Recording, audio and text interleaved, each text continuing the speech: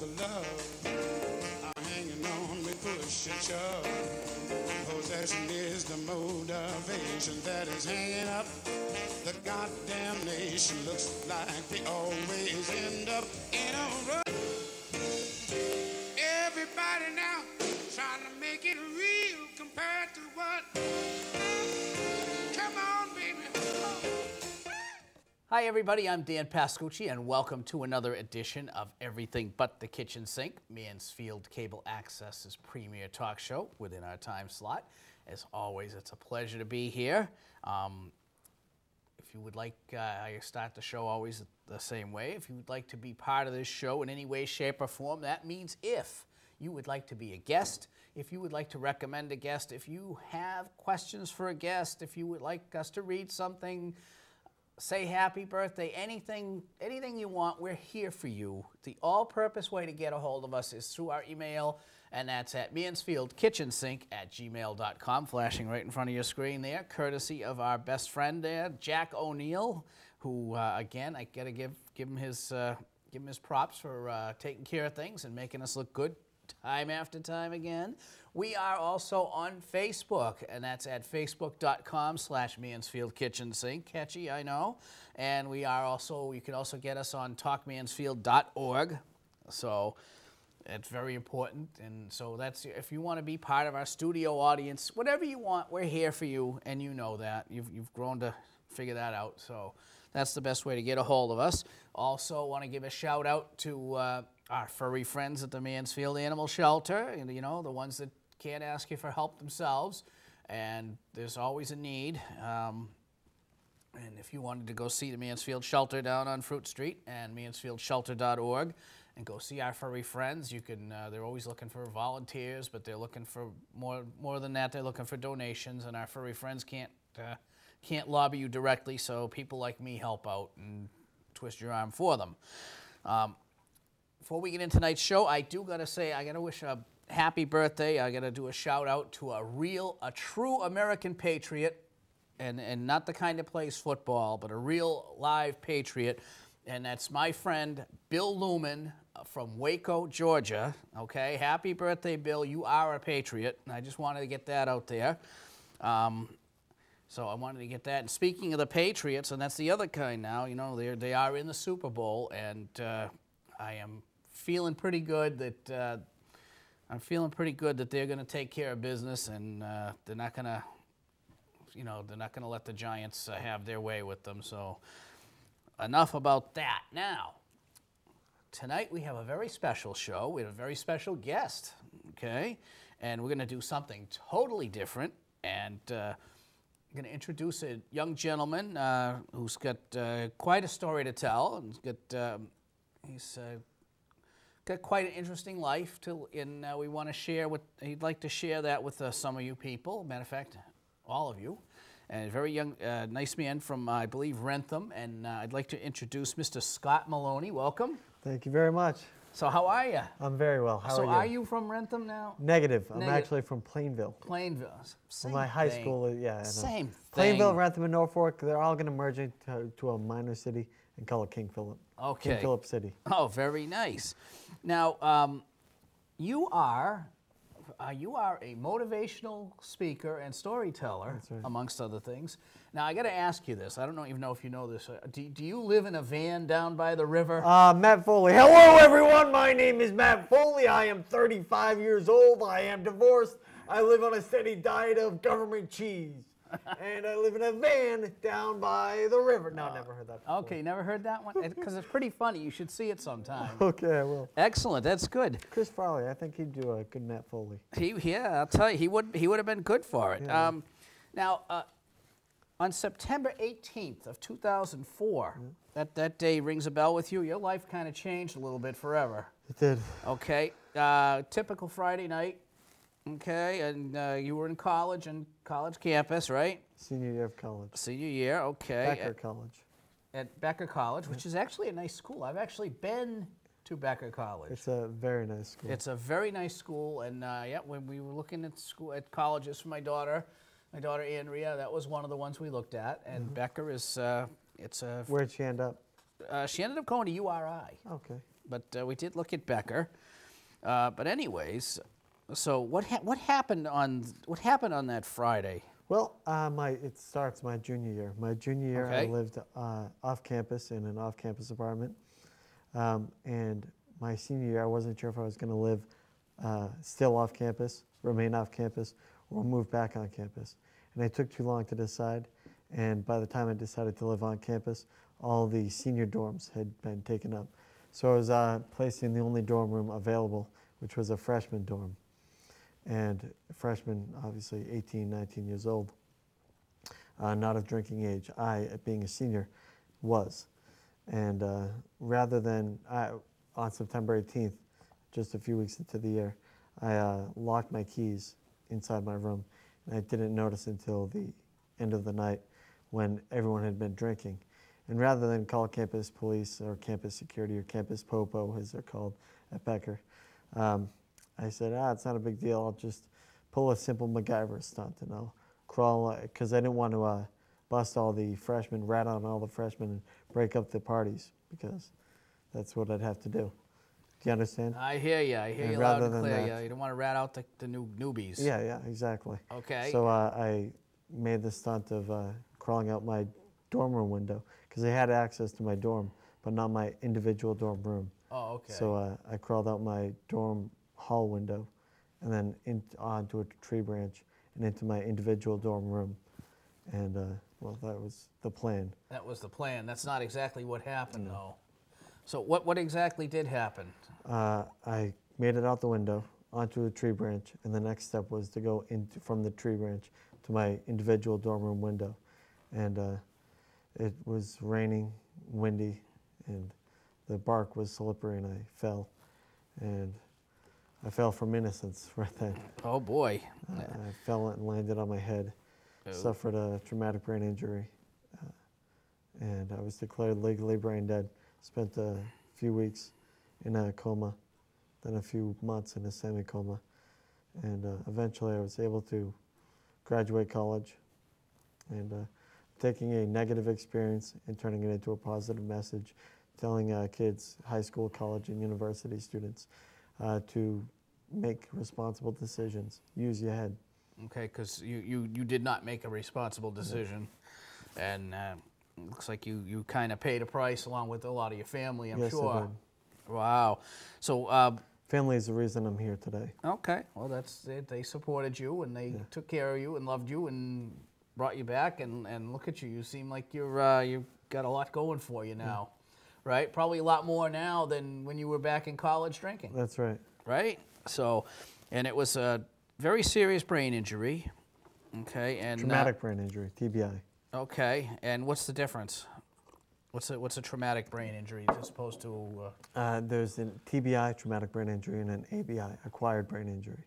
And traumatic brain injury is much worse. Or there's also an MBI, a mild brain injury, which is anyone who's ever been knocked out playing a sport, football players, baseball players sliding into home. A concussion type deal. Concussion is considered a mild. brain Okay, and then we have the what's the middle one? Not the traumatic, but the acquired brain injury. acquired brain injury. What's that? I don't now? know the legal definition. of Okay, it, it's but not important at this time. I was just curious. Okay, but you had traumatic brain injury, and that's probably the worst of all. It is. Okay, so there was not a lot of hope for you, No, there wasn't. No, there wasn't. and you really had no idea what was going on then. No. Okay, so what happened? Did you just one day wake up? No, that's not how it is. It's not like how they depict it in Hollywood movies or TV shows where they wake up and say, Dad, I'm hungry. It's not like that.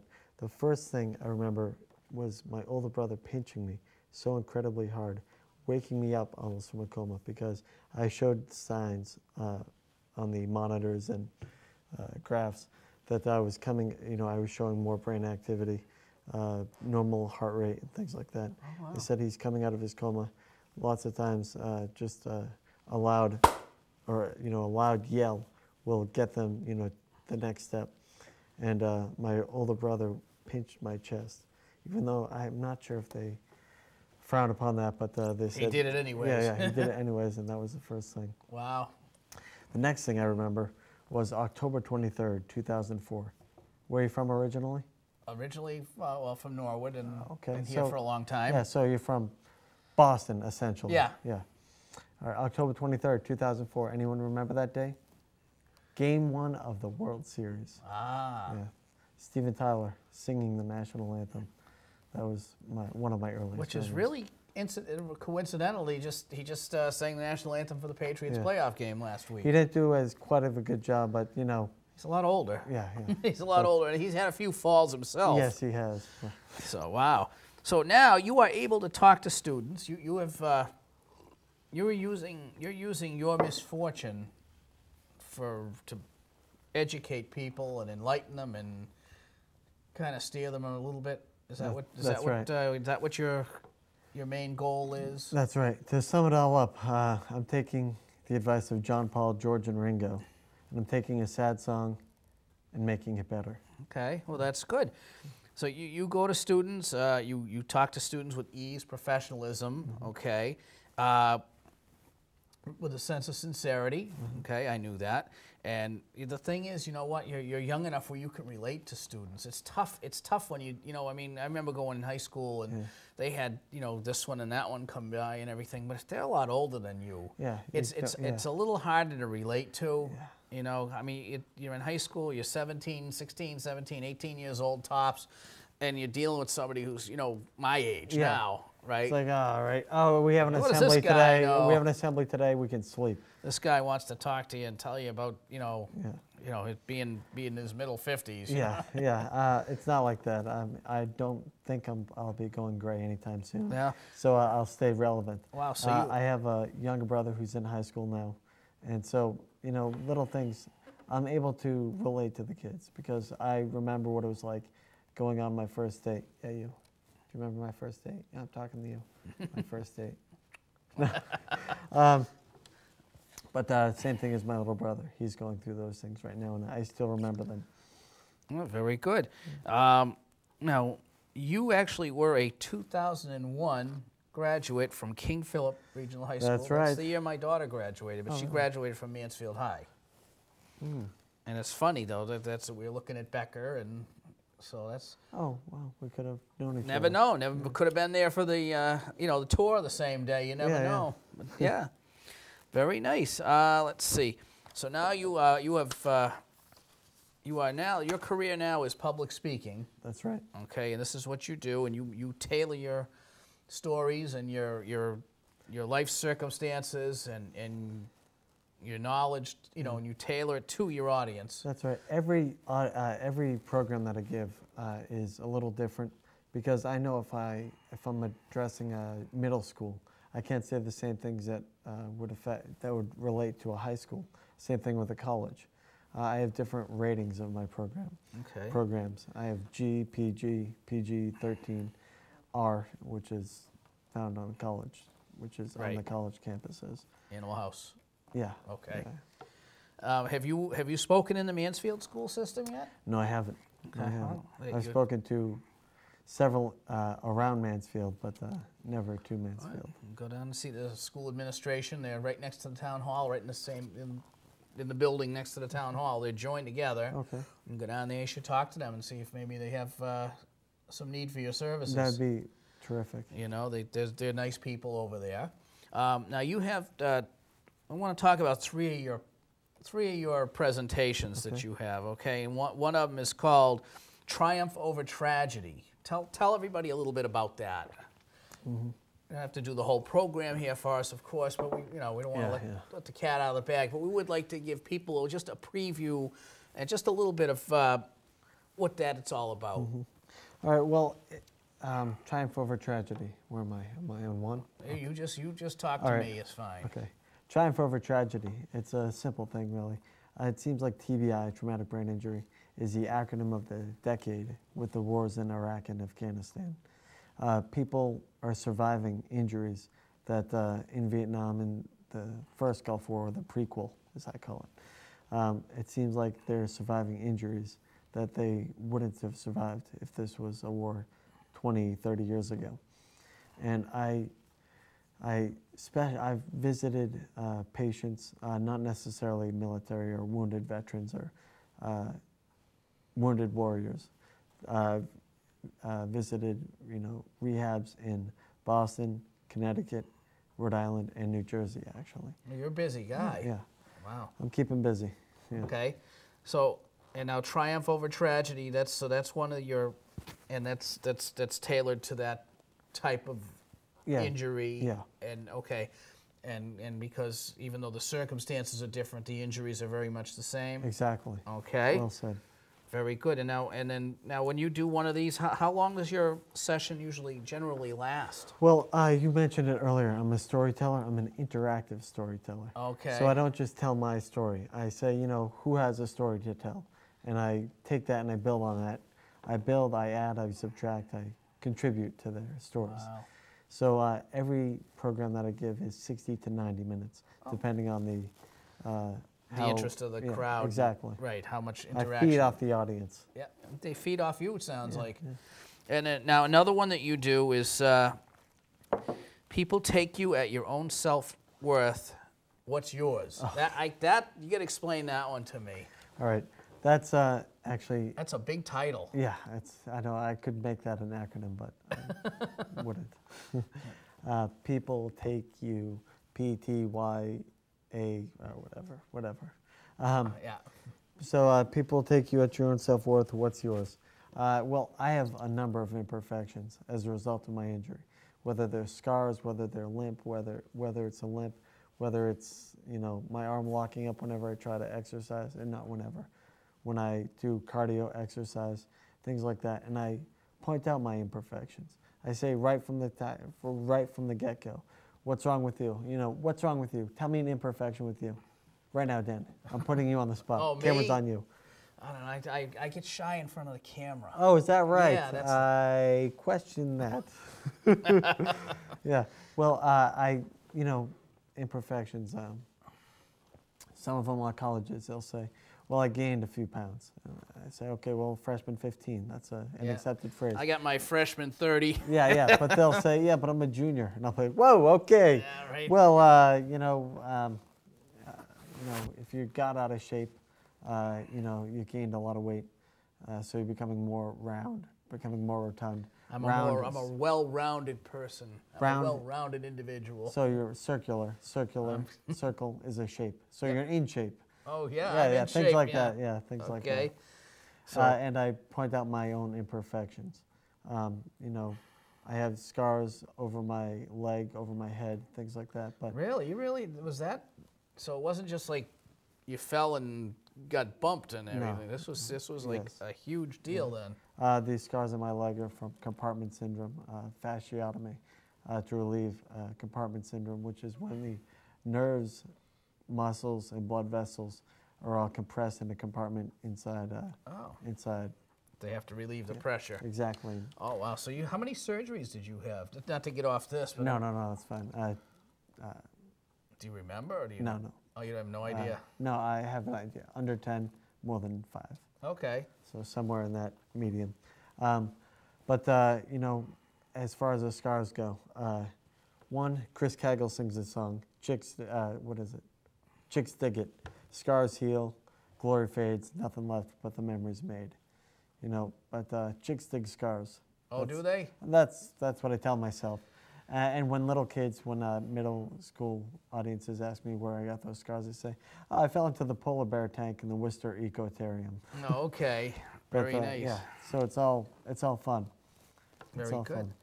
I was just thinking another group that might enjoy seeing or hearing from you would be the senior citizens in town. We have very, very good seniors.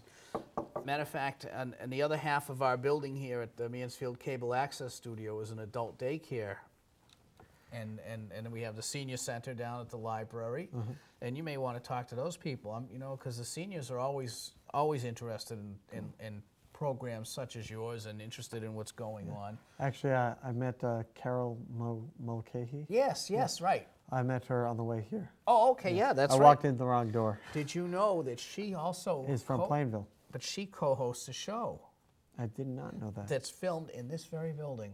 What? Yes. Wow. Yes.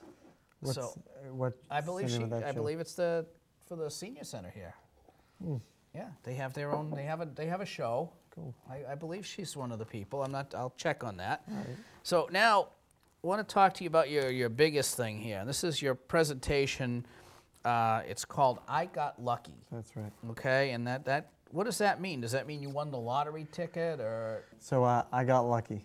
That's my bread and butter. That's the nitty gritty. That's my story in a nutshell. In 60 to 90 minutes, that's my story from September 17th, 2004 to the present day. That's what it's all about. Wow. That program is most in demand on high school, college, and university campuses. Wow. I speak on the destructive, often self-destructive decisions anyone is capable of making under the influence of alcohol. I give real-world examples.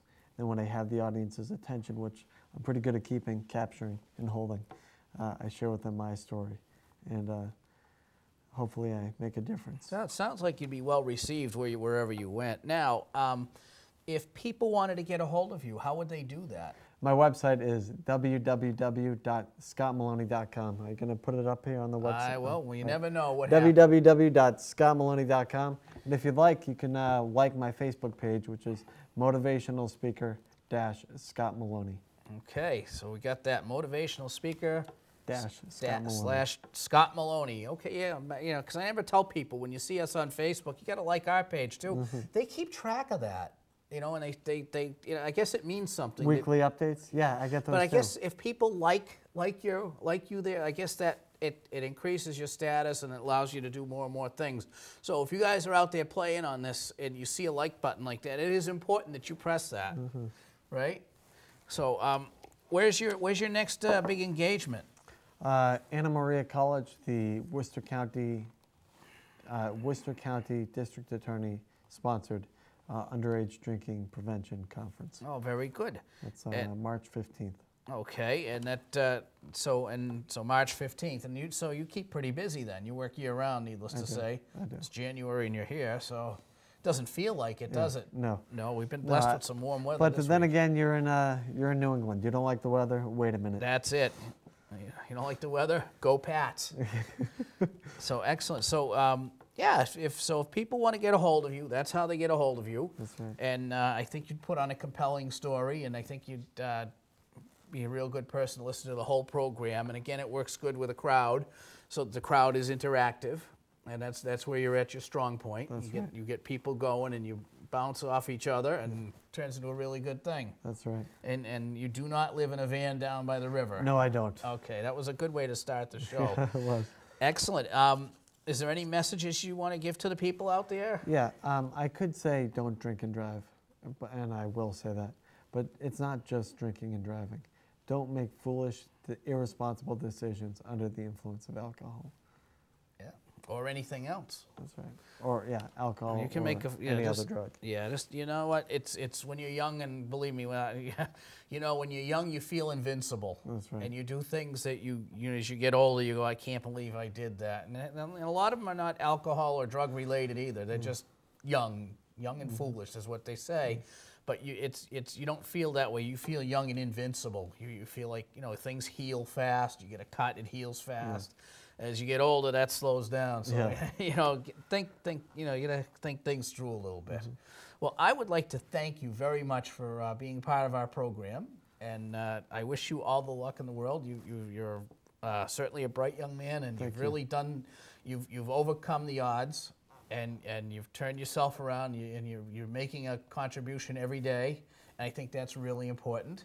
And it's good to know someone like you. And you'll have to come back maybe from time to time and give us updates. I would like that. Now these programs, these evolve, right? These evolve, and then you add different things as you go on. Yeah, that's right. No two programs are ever alike. Like snowflakes. Or fingerprints. Or fingerprints. There you go.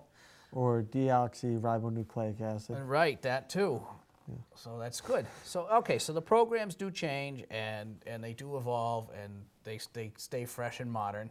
So yeah, you have to give us an update from now. Okay. I would like that. I would enjoy that. Well, great, and I want to thank you for being with us. So, it's my pleasure. Mr. Scott Maloney, you've done a heck of a job, and it's good to have you here in the kitchen. And again, the door's always open. Great. except when we're taping. Okay? So anyways, we're going to clear it on out of here. I just want to thank Scott Maloney again, and thank you all for being part of our program. Again, if you need to get a hold of us for any reason at all, if you want to be part of the show, want to come watch us tape the show, have a question, if you're a musical act or something that doesn't require a whole lot of room, we've had Sasha on and we've had Robert O'Connor on. We can handle 1-2 people doing things like that. We do have facilities for you, and you can come on here and be part of our show, or if you want to ask a question of our guests, anything you want. Again, the all-purpose way to get a hold of us is on our email account at mansfieldkitchensink@gmail.com. There it is right there. Perfect. Nice job, Jack. Thank you. Also, Facebook slash Mansfield Kitchen Sink. I knew I'd get it right one of these days. And while you're there, please hit the like button. I want to thank Scott for bringing that up. That is important. Also, we are on talkmansfield.org. So we're gonna pack it on out of here. I want to thank you again for having my kitchen in your living room. We'll see you next time. I'm Dan Pascucci. Good night.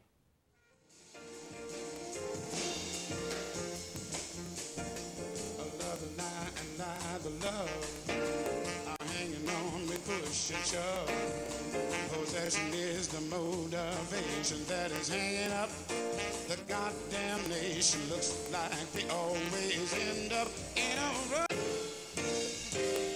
Everybody now trying to make it real compared to what